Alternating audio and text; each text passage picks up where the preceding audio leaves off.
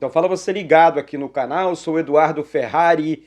Hoje, dia decisivo demais, dia importante demais na história do Vasco. O Vasco pode sair da zona de rebaixamento, tem problema resolvido dentro do elenco do Vasco. O Vasco vai correr risco e muito mais. Muitas informações dessa decisão contra o Botafogo hoje.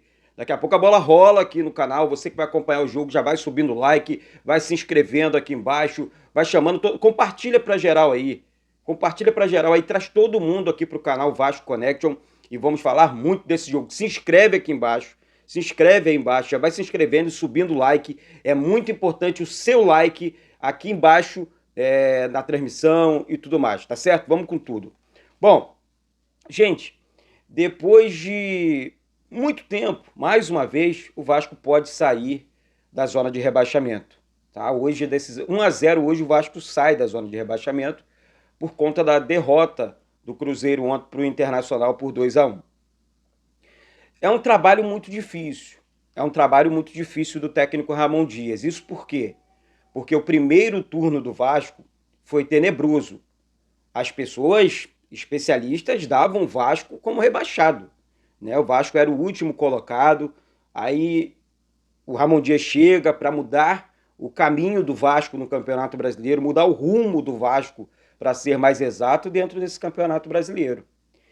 É evidente que ele escolheu algumas peças para montagem do elenco, né? Já que ele não participou da montagem do primeiro elenco, ele escolheu peças para que ele pudesse montar um Vasco melhor. Ou seja, ele fez exigências junto à diretoria no momento da contratação dele.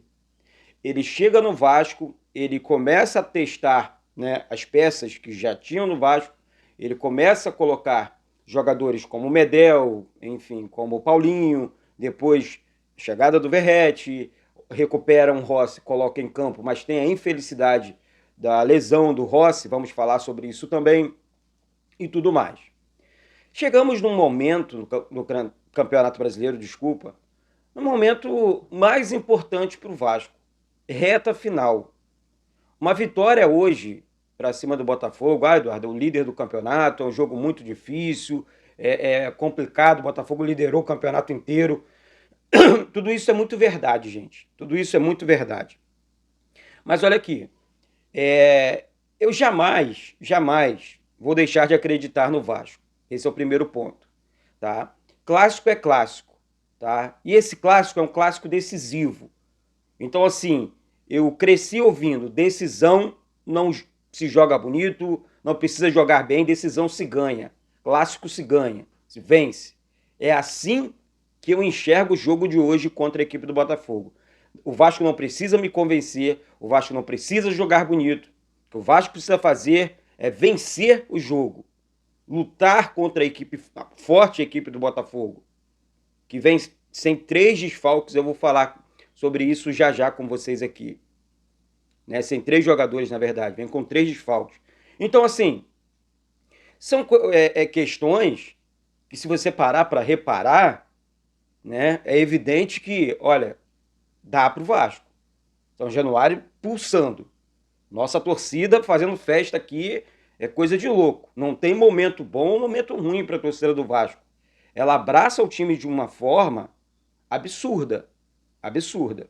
Né? Então, são coisas que chamam a minha atenção. Não sei a sua, né? Você aí do outro lado e tal, e tudo mais. Vamos lá. Né? Aqui, o Cruzeiro perdeu, vou repetir aqui, perdeu, e o Vasco deixará o Z4, tá? Se vencer o Botafogo em São Januário daqui a pouquinho. Então, assim, é uma situação que me chama atenção, porque o Vasco pode entrar na zona de classificação para a Libertadores. Porque até o 14º colocado hoje consegue a classificação para a Libertadores, porque o campeão da Copa do Brasil está no bolo da Sul-Americana, tá? Sul-Americana.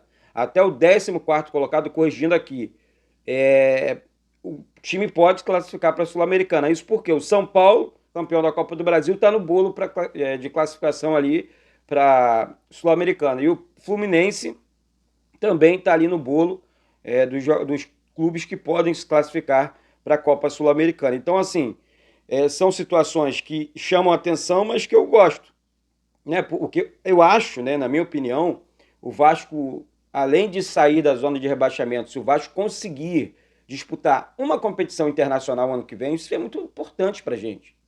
Isso passa, é claro, confiança para os jogadores, né? Isso porque você começa o ano, né? Na verdade, aí não sei, na verdade ali indo para o meio do ano, quando começa a Sul-Americana. Vamos lá, vamos sonhar aqui. O Vasco sai da zona de rebaixamento e se classifica para Sul-Americana. Então, assim, você joga com outros clubes, clubes de outros países, outras culturas, outros esquemas de jogo. Então, isso é muito legal para o time, né? Isso vai deixando o time mais cascudo, mais robusto, sabe? E o Vasco volta também, né, a disputar uma competição internacional, coisa que o Vasco não consegue há anos aí. Enfim, dito isso, né, entrando aqui na parte do jogo, tá?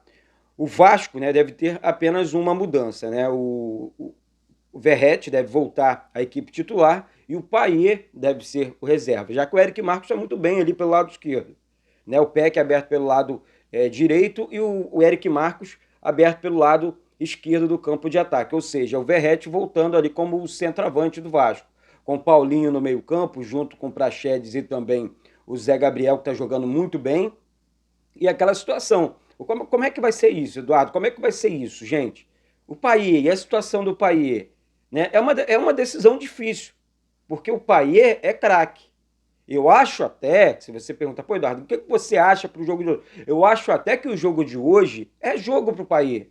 É jogo para o camisa 10 aparecer. É jogo para o camisa 10 criar. Porque o Botafogo vai sair para o jogo. O Botafogo quer propor o jogo. O Botafogo tem uma equipe forte que não vai ficar fechadinha lá atrás esperando o Vasco, não.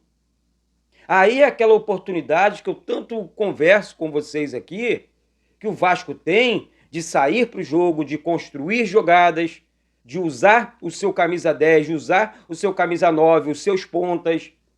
Paulo Henrique, lateral direito do Vasco, recuperado de lesão, vai para o jogo, vai entrar em campo como titular, né? Lucas Piton, muito titular com a camisa do Vasco, desde que chegou, não sentou no banco de reservas, é um baita de um lateral esquerdo, o lateral destaque do Campeonato Brasileiro em cruzamentos certos, né? Isso é ser lateral. Lateral é isso, tá? Para quem, pô, lateral tem que chegar na linha de fundo, fazer bons cruzamentos para os jogadores de área, principalmente para um jogador de área como o Verratti, que depende demais dessas jogadas. Lá atrás com o Pedro Raul, né? Até que naquele momento desastroso do Pedro Raul, que não conseguia fazer gols e tudo mais, ele entregava a bola e o gol que o Pedro Raul fez de cabeça foi o cruzamento dele. Um do Peck, se eu não me engano, e outro dele, né? Então, assim, são situações que vai colocando o Vasco, né? Além, e outra. Hoje o Vasco pode sim competir com o Botafogo. E não é só por causa dos desfalques do Botafogo, não. Tá? Não é só por causa dos desfalques do Botafogo, não. O Vasco pode disputar com o Botafogo, porque, eu repito aqui, hoje você enxerga um time do Vasco, um Vasco mais estruturado. Um time com uma boa defesa, um time com um bom meio-campo e um bom ataque, né? Você olha para os jogadores do Vasco e você pode até falar, pô, Eduardo, falta uma pecinha aqui, outra peça ali, falta um jogador de banco mais robusto para o treinador olhar para o banco de reservas no segundo. Se bem que nós temos aí um Alex Teixeira, que tem entrado muito bem nos jogos, né? O Orediano, que fez um golaço no último jogo. Então, assim, mas quem cria isso? É o bom treinador. É o bom treinador. No primeiro momento ele criou o Rossi como titular, Gabriel Peck e Marlon Gomes sempre entrando no segundo tempo ali, banco de reservas e tal, e decidindo os jogos. Agora ele cria o Eric Marcos como titular, ao lado do Gabriel Peck e o Verratti, e o Orediano e Alex Teixeira no banco de reservas, entrando no segundo tempo, para continuar, né, o estilo de jogo dele, a movimentação dele. Né? Ele quer essa pressão o tempo inteiro, essa movimentação dos jogadores. O jogador cansa, ele tira um e coloca o outro. É evidente, exercendo a mesma função. Então, assim, gente, o que eu quero dizer é que eu enxergo hoje O Vasco, sim, com uma espinha dorsal montada, um time montado, tá? Depois, no segundo momento, vamos conversar, sim, sobre reforços, sobre peças para, enfim, para pré-temporada e tudo mais, porque eu acredito, vou deixar minha crença aqui. O Vasco não cai nesse Campeonato Brasileiro. O Vasco ainda vai conseguir conquistar uma vaga nessa Sul-Americana, para a Sul-Americana. Por quê? Poxa, gente, o Vasco é um time. Olha para as outras equipes. Olha para as outras equipes. Principalmente as que estão brigando ali embaixo com o Vasco na tabela de classificação. O Vasco é muito superior. Tá? Muito superior. O Vasco perdeu os jogos jogando muito mais que os seus adversários, inclusive contra o Flamengo. Nesse 1-0 do Flamengo agora, o Vasco muito melhor do que o Flamengo em campo. Se eu estiver falando besteira, vocês podem comentar aqui embaixo. Né? Então, acredito que o Vasco saia hoje, sim, dessa zona da confusão, enfim, zona da degola do Campeonato Brasileiro e tudo mais, tá? Quem está fora, né, do Vasco, não, do time hoje, né, tá barrado por conta de lesão e tudo mais. Capasso, né, vocês sabem que tá no departamento médico. De Luca também, um jogador que veio do Bahia, que machucou e já era, acabou o milho, acabou a pipoca, né? Veio por empréstimo, então no final do ano deve ir embora. Figueiredo Miranda, né, com a seleção brasileira no Pan-Americano, conquistaram a medalha de ouro. Rossi e Marlon Gomes, aqui dois jogadores muito importantes, lesionados, seriam avaliados antes do jogo, né, mas fora praticamente, e pendurados, tá, no time do Vasco. Paulo Henrique, Barros, Gabriel Peck, Léo Jardim, Léo Pelé, Maicon, Marlon Gomes, Praxedes, Puma Rodrigues, Ryan, Robson Bambu, Sebastião, Serginho, Zé Gabriel e Zé Vitor. Então, assim, 14 jogadores pendurados pelo lado do Vasco. É uma situação que chama atenção, mas vamos fazer o quê? Qualquer cartão amarelo hoje aí pode preparar para perder o jogador desfalque para o próximo jogo. Tá? Pelo lado do Botafogo, vamos falar um pouco do rival, que é o líder hoje do campeonato. O Botafogo tem 3 desfalques, como eu disse aqui, para o clássico de hoje. São eles: Adrielson, expulso contra o Palmeiras, Vitor Cuesta, a dupla de zaga já não joga, né? Que recebeu o 3º cartão amarelo, volante Marlon, né, que também cumpre suspensão, estão fora do jogo. A tendência no time botafoguense é Sampaio, Bastos e Danilo Barbosa. Eles vão ocupar essas 3 posições. Danilo Barbosa a gente ainda conhece, né? Passou pelo Vasco e tal. Muito discreto, uma passagem muito discreta. Então, assim, esse Botafogo vai deixar espaço.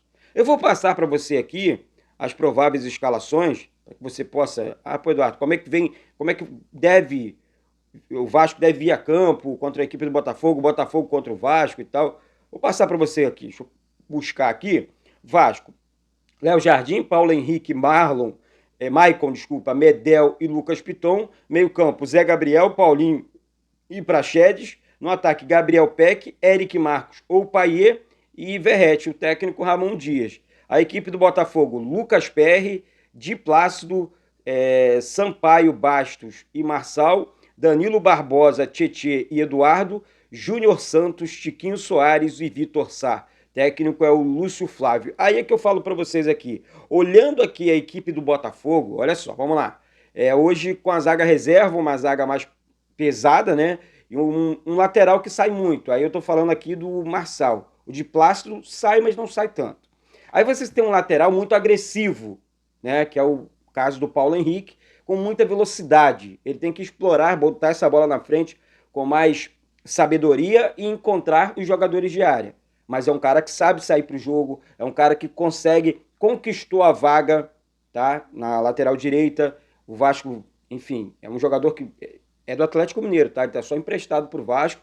Depois é assunto aqui também. Isso é um assunto muito importante porque, na minha opinião, o Vasco poderia fazer um esforço a mais para ficar com o Paulo Henrique, que eu acho muito bom o lateral direito. E assim, gente, sendo muito sincero, você explora esse contra-ataque aqui pelo lado direito, até mesmo pelo lado esquerdo. São 2 zagueiros reservas da equipe botafoguense, são jogadores que não vêm jogando com frequência. Aí você pega jogadores com ritmo, né? Os jogadores do Vasco vêm jogando normal. Um jogador rápido, rabiscando, como o Gabriel Peck pelo lado direito, né? E assim, esquerdo da zaga do Botafogo, e o Eric Marcos o tempo inteiro no campo de ataque do Vasco, um jogador muito rápido, né? Aberto como ponta, jogando nas costas do Marçal, junto com o Lucas Piton. É isso. Na verdade, do Di Plácido, tá? No caso do Lucas Piton, joga nas costas do lateral direito. E é isso. O Botafogo tem que sair para o jogo, o Botafogo tem que buscar o resultado. O Botafogo está com a parte psicológica abalada, na minha opinião. Né? Porque é um time que jogou bem o campeonato inteiro. De repente começa, né, a derrapar no Campeonato Brasileiro. Principalmente na parte final do campeonato. É o momento em que a pressão está muito grande. É o momento que o Palmeiras encosta, né? Também com 59 pontos hoje. Bragantino com 58 pontos. Então virou um bolo doido. Mas quem buscou isso para a equipe botafoguense foram eles. O Vasco não tem nada a ver com isso. Então o Vasco tem sim que usar a pressão em seu favor. O Vasco tem sim que propor. E outra coisa, é uma característica do técnico Ramon Dias. Não adianta que o Vasco vai ficar fechadinho lá atrás, porque não vai. Não vai. O técnico tem essa característica, o técnico tem esse pensamento de atacar, de construir o jogo, propor o jogo o tempo inteiro. Essa é que é a grande realidade. Essa é que é a grande verdade. Você concorda comigo? Se inscreve aqui embaixo e vai subindo o like. E daqui a pouco, quando a bola rolar, gente, é apoio total. Apoio total, sabe? Para esse jogo, né, assim, histórico realmente. Marlon Freitas, né? É o terceiro. Ó, Adrielson, Vitor Cuesta e Marlon Freitas estão fora do jogo de hoje, tá? Na verdade, tem mais jogadores aqui. Tem o Rafael também, que é lateral direito. Patrick de Paula. Patrick de Paula, que chegou no Botafogo também, foi uma das contratações mais caras e não conseguiu brilhar e tudo mais. Enfim, pendurados pelo lado botafoguense. Falei do lado do Vasco, vou falar do lado do Botafogo também. Pendurados. Adrielson, Di Plácido, Eduardo, Hugo, Janderson, Matias, o Segovinha, né? O Sampaio, Rafael e Tiquinho Soares. Então, assim, muitos jogadores também lá do Botafogo pendurados. Vamos lá, arbitragem. Vamos falar sobre a arbitragem, que vem muita gente aí reclamando de arbitragem. Assim, eu acho que esse campeonato, dentro desse campeonato brasileiro, gente, nós tivemos uma das piores, e olha com VAR, um VAR, com a tal surpresa, com a tal tecnologia. Tivemos a pior arbitragem da história dos campeonatos brasileiros, não é possível. Gente, foram erros absurdos, erros assim, grotescos, e eu não entendo, são pessoas que se preparam, sabe? Pô, hoje você tem internet, você tem televisão, você acompanha todos os campeonatos do mundo. Poxa, você enxerga bons árbitros, você enxerga árbitros fazendo bons jogos, aparecendo menos para a torcida, deixando que os clubes apareçam, que os times dentro de campo apareçam para o jogo, sabe? São os donos do espetáculo. Hoje não. Hoje a arbitragem quer aparecer o tempo inteiro. Quer não, eu tô aqui, Não, aparece menos. Então quem apita o jogo hoje é o Leandro Pedro Voaden. O assistente número 1 é o Danilo Ricardo Simon Muniz. O assistente número 2, Marcelo Carvalho Vangassi. E o VAR é o Wagner Riway. É um cara muito polêmico na máquina do VAR. Mas é muito polêmico. Porque hoje, se você não sabe, você que ainda não sabe, e eu acho isso errado, tá? Eu não acho isso correto, porque em outros países não é assim que funciona. O VAR fica dentro do estádio, literalmente dentro do estádio. A cabine do VAR, aquela do jogo, fica ali a telinha dentro do campo de jogo. Porém, onde os caras analisam, a cabine, a sala do VAR, fica dentro da CBF. Dentro da CBF. Então, assim, eu fico observando, né? Quantas salinhas, porque, por exemplo, na rodada teremos 10 jogos, né? Quantas salinhas tem dentro da CBF, uma do lado da outra, para a transmissão de cada jogo? Os caras não saem daquela salinha para ir no banheiro? Um não encontra com o outro no corredor ali, o cara fica o tempo inteiro durante as transmissões dos jogos, né? Então, assim, são coisas questionáveis, tá? São questionáveis. Aí você escala árbitro polêmico, árbitro que já vestiu a camisa do Flamengo, árbitro não tem que vestir camisa, apesar de, pô, em momentos de, pô, esse cara não é Vasco, esse cara você sente, você sabe, né?